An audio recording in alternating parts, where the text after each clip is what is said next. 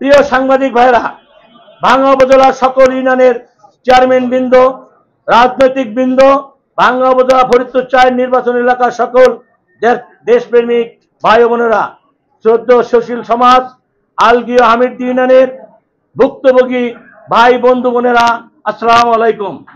ভাঙ্গা উপজেলার মা মাটির অস্তিত্বের লড়াইয়ে আমাদের সাথে আপনারা মাঠে থেকে একাত্মতা প্রকাশ করেছেন।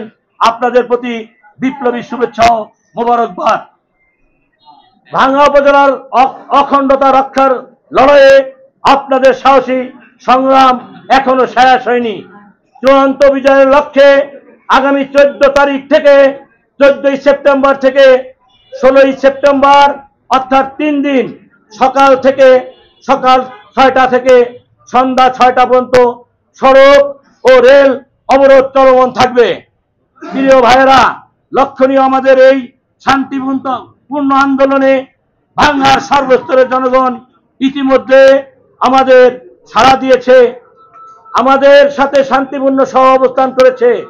এজন্য আমি তাদেরকে আলগী এবং হামিদদীর পক্ষ থেকে অভিনন্দন ও কৃতজ্ঞতা জানাচ্ছি।